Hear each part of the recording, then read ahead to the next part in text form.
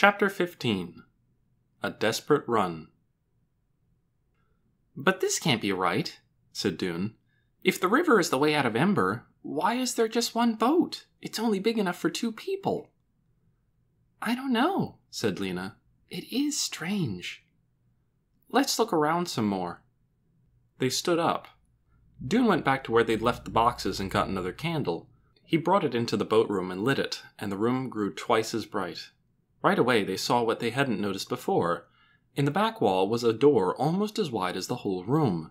When they went up to it, they could see that it too was a sliding door. Doone took hold of the handle that was on the right and pulled sideways, and the door rolled smoothly open to reveal more darkness. They stepped in. They could guess from the echoing sound of their voices when they spoke that they were in a tremendous room. Though the ceiling was low, they could see it just over their heads. The candlelight glinted off something shiny, and as they went in farther they could see that the room was filled with boats, row upon row of them, all just like the one in the first room. "There must be hundreds," Lena whispered. "Enough for everyone, I suppose," said Doone. They wandered around a bit, but there really wasn't much to see. All the boats were the same. Each one contained 2 metal boxes and 2 paddles. The room was cold, and the air felt heavy in their lungs. The candle flames burned weakly. So they went back to the small room and slid the door closed behind them.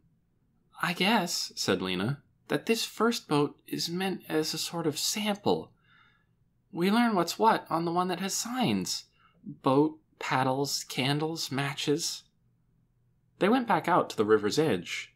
Lena blew out her candle and began closing up the boxes they'd opened. Doone blew out his, too. "I'm going to take my candle with me," he said, "to look at later. I want some matches as well." He took a packet of matches from the box and tucked it inside his shirt. Lena returned the boxes to the boat room and slid the door closed. Then she and Doone stood together on the ledge and gazed down. Less than a foot below, the river rushed by. A short distance downstream, it plunged into the dark mouth in the wall and disappeared. "Well," he said, "we found it." "We found it," Lena repeated wonderingly. "And tomorrow, at the start of the singing," said Doone, "we'll stand up in Harkin Square and tell the whole city." When they came up out of the pipeworks, it was nearly 6 o'clock. They hadn't realized they'd been down there so long. Both Doone's father and Mrs. Murdo would be wondering where they were.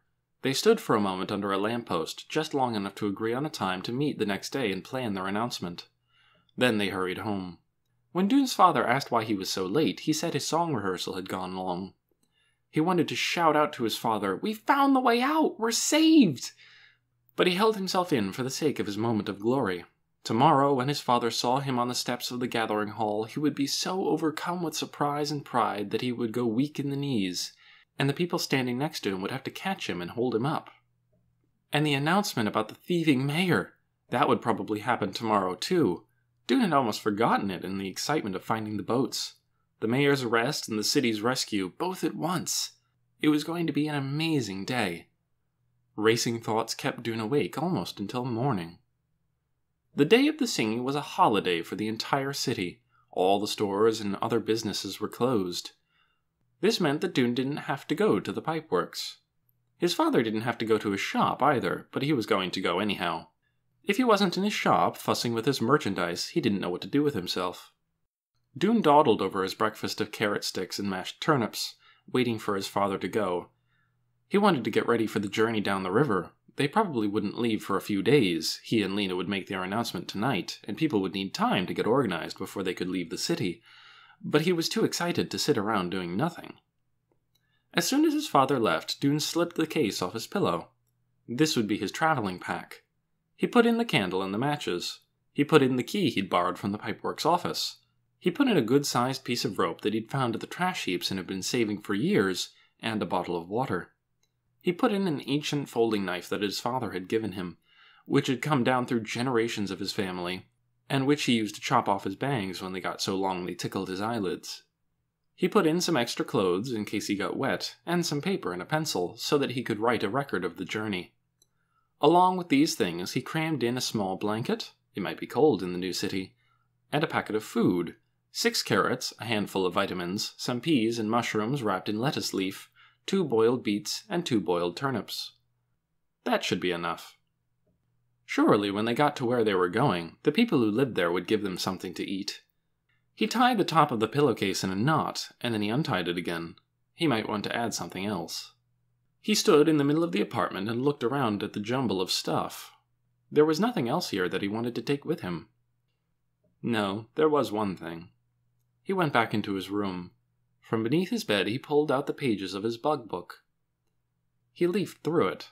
The white spider, the moth with the zigzag pattern on its wings, the bee striped brown and yellow on its rear end. He looked at his drawings for a long time, memorizing their beauty and strangeness.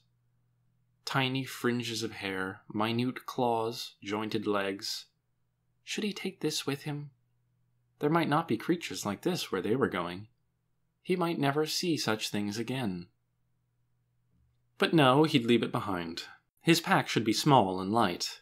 He put the bug book back under his bed and pulled out the box where he kept the green worm.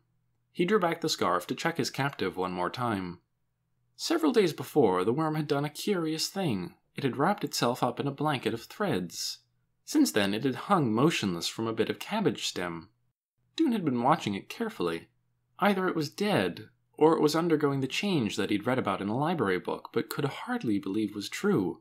The change from a crawling thing to a flying thing. So far, the bundled-up worm had shown no signs of life. But now he saw that it was wriggling. The whole wrapped-up bundle, which was shaped like a large vitamin pill, bent slightly from side to side, then was still, then bent back and forth again.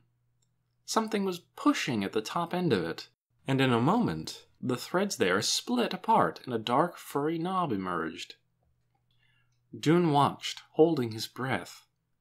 Next came two hair-like legs, which clawed and plucked at the blanket. In a few minutes, the whole creature was out. Egress, thought Dune with a smile. The creature's wings were crushed flat against its body at first, but soon they opened, and Dune saw what his green worm had become. A moth with light brown wings. He lifted the box and carried it to the window. He opened the window and held the box out into the air. The moth weaved its feathery feelers and took a few steps along the wilted cabbage leaf. For several minutes it stood still, its wings trembling slightly. Then it fluttered up into the air, rising higher and higher until it was just a pale spot against the dark sky. Dune watched until the moth disappeared. He knew he had seen something marvelous. What was the power that turned the worm into a moth? It was greater than any power the builders had had, he was sure of that. The power that ran the city of Ember was feeble by comparison, and about to run out. For a few minutes he stood by the window, looking out over the square and thinking again about what to pack for his journey. Should he put in anything like nails or wire? Would he need money? Should he take some soup? Then he laughed and struck a hand against his head. He kept forgetting that the entire population of the city would be with him on the trip. If he needed something he didn't have, someone would surely be able to supply it. So he tied a knot in his pillowcase and was about to close the window when he caught sight of 3 burly men wearing the red and brown uniforms of the city guards striding into the square. They stopped and looked around for a moment. Then one of them confronted old humpbacked Nemi Proggs, who was standing not far away from the entrance to the small item shop. The guard towered over her, and she twisted her head sideways and squinted up at him. Dune could hear the guard's voice clearly. "We're looking for a boy named Harrow." "Why?" asked Nemi. "Spreading vicious rumors," was the answer. "Do you know where he is?" Nemi hesitated a moment, and then she said, "Went off to the trash heaps just a minute ago." The guard nodded curtly and beckoned to his companions. They marched away. Spreading vicious rumors! Dune was so stunned that he stood still as a stone for a long minute. What could they possibly mean? But there was only one answer. It had to be what they'd told the assistant guard about the mayor. Why were they calling it a vicious rumor? It was the truth. He didn't understand it. He did understand, though, that Nemi Proggs had done him a favor. She must have seen that the guards meant him no good. She had protected him, at least for the moment, by sending the guards to the wrong place. Dune forced his mind to slow down and think. Why did the guards think he and Lena were lying? Obviously, they hadn't investigated the room in Tunnel 351. If they had, they'd have known he and Lena were telling the truth. He could only think of one other possibility. The guards, at least some of them, already knew what the mayor was doing. They knew about it, and wanted it to stay a secret. And why? It was clear. The guards, too, were getting things from the storerooms. It had to be the answer. For a moment, the fear he'd felt when he saw the guards was replaced by rage.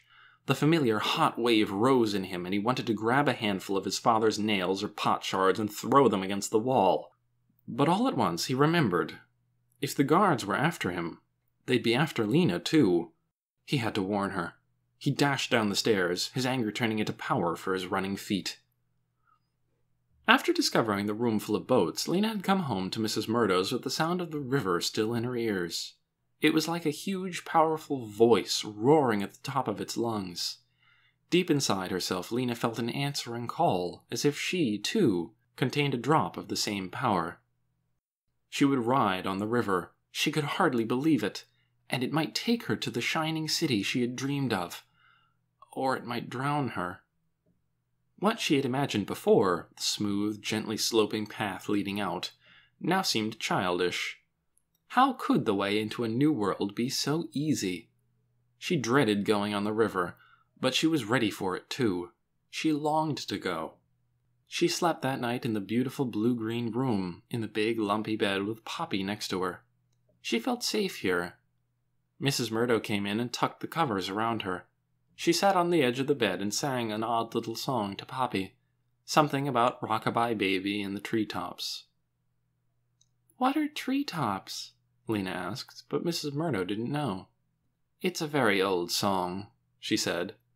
"It's probably nonsense words." She said good night and went out into the living room where Lena could hear her humming quietly as she tidied up. She was so orderly. She never left her stockings hanging draped over the back of a chair, or her sewing spread out all over the table. Lena closed her eyes and waited for sleep. But her thoughts kept tumbling around. So much was going to happen tomorrow. The whole city would be in an uproar. People would stream down into the pipeworks to see the boats. They'd be excited, shouting and laughing and crying, packing up their belongings and surging through the streets. If they all couldn't fit into the boats, there would be fights. Some people might get hurt. It was going to be a mess. She'd have to keep her little family close around her. Poppy, Mrs. Murdo, and Dune. And perhaps Dune's father and Clary. Through it all, she would hold tight to Poppy so no harm could come to her. It seemed she had hardly closed her eyes when she felt Poppy's hard little heels banging against her shins. "Time to get up! Get up!" Poppy chirped. She got out of bed and dressed herself and Poppy. In the kitchen, Mrs. Murdo was mashing potatoes for breakfast. How lovely, Lena thought, to have breakfast cooked for her. To hear water bubbling in the pot, and to find a bowl and a spoon set out on the table, and vitamins lined up neatly beside a cup of beet tea. I could live here forever, Lena thought, before she remembered that in a day or two they would all be leaving. There was a sudden banging on the front door. Mrs. Murdo dried her hands and went to answer it, but before she'd taken 3 steps, the banging came again. I'm coming, Mrs. Murdo cried, and when she opened the door, there was Dune. His face was flushed, and he was breathing hard. He had a bulging pillowcase slung over his shoulder. He looked past Mrs. Murdo to Lena. I have to talk to you, he said, right now, but... He threw a doubtful glance at Mrs. Murdo. Lena scrambled up from the table. In here, she said, towing him toward the blue-green room. When she had closed the door, Dune told her what had happened. They'll come for you, too, he said. Any minute. We have to get out of here. We have to hide from them. Lena could hardly make sense of what he was saying. They were in trouble? Her legs went shaky at the knees. Hide?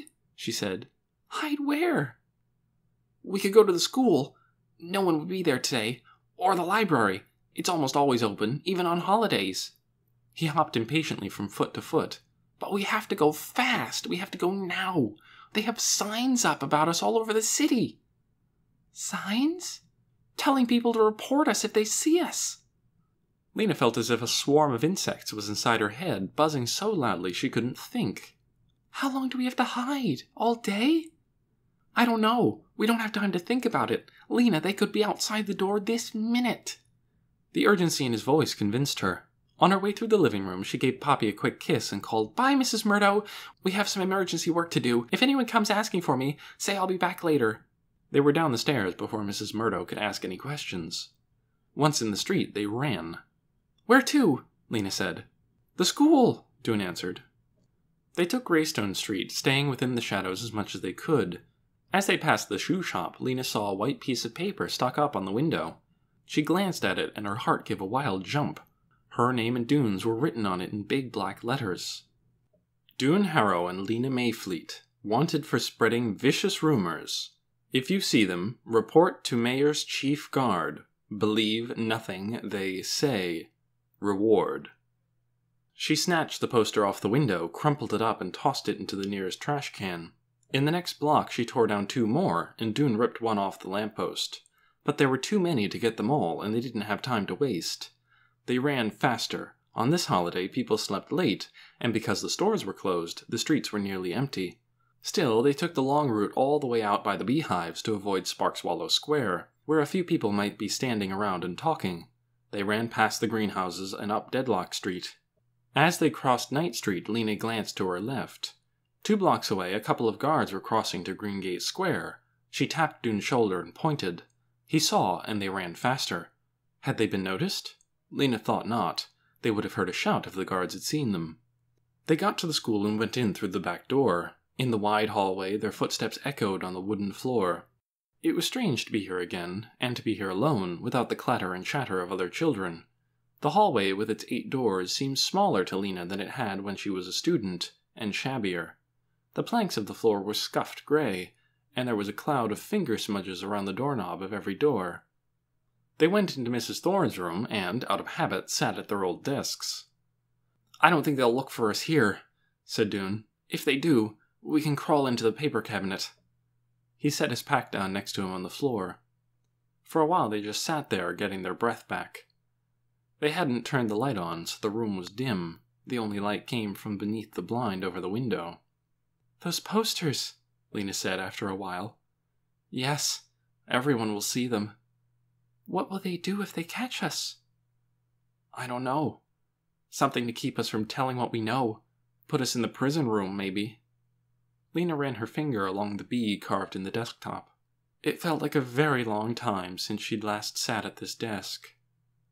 "We can't hide in here forever," she said. "No," said Dune. "Just until it's time for the singing.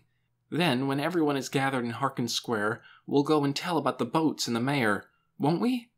I haven't really thought about it. I haven't had a chance to think all this morning."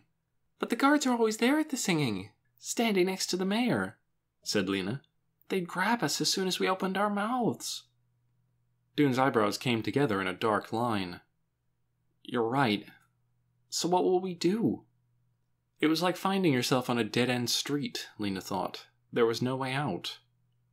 She stared blankly at the things that had once been her daily companions. The teacher's desk, the stacks of paper, the book of the city of Ember on its special shelf.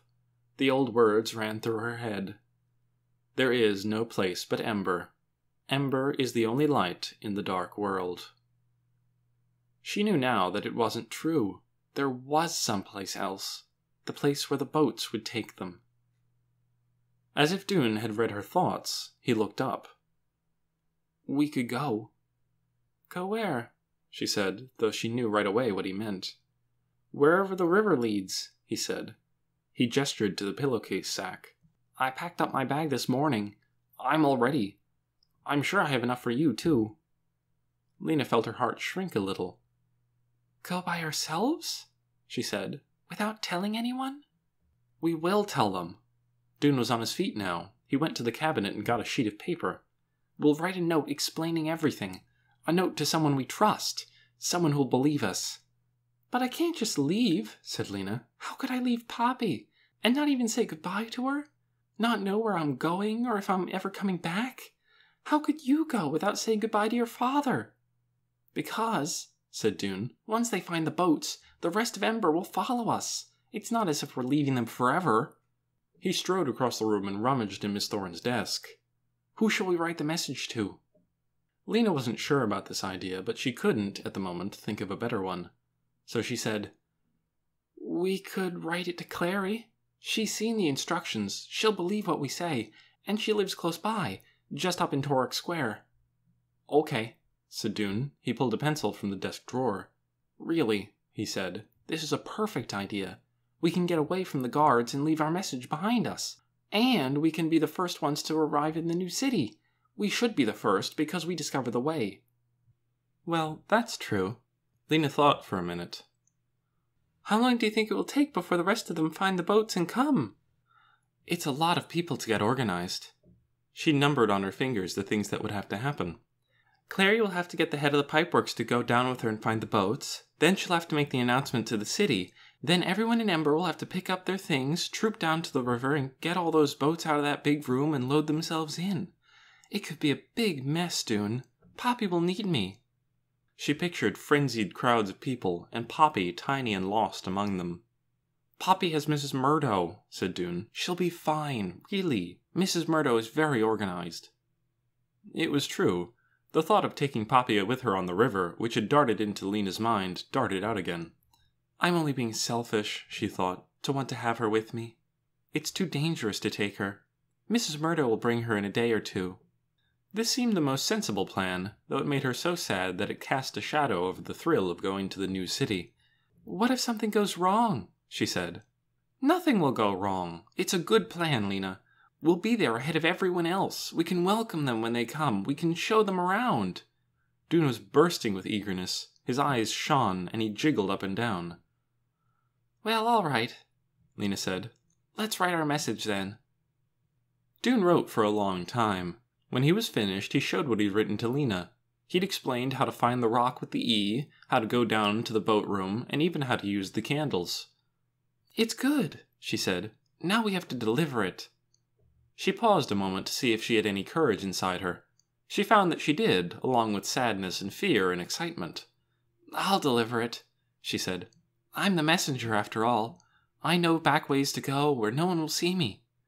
An idea struck her. Doone, maybe Clary will be home. Maybe she would keep us safe and help us tell what we know, and we wouldn't have to leave right now. Doone quickly shook his head. I doubt it, he said. She's probably with her singing group getting ready. You'll just have to leave the note under her door. Lena could tell from his tone of voice that Doone didn't really want Clary to be home. She supposed he had his heart set on their going down the river by themselves. Doone glanced up at the clock on the schoolroom wall. It's a little after 2, he said. The singing begins at 3. After that, everyone will be in Harkin Square and the streets will be empty. I think we can get to the pipework safely then. Why don't we leave about 3:15? You still have the key? Doone nodded. So after I've delivered the note to Clary, I'll come back here, said Lena. Yes, and then we'll wait until 3:15, and then we'll go. Lena got up from the cramped desk and went to the window. She moved the blind a little and peered out. There was no one in the street. The dusty schoolroom was very quiet.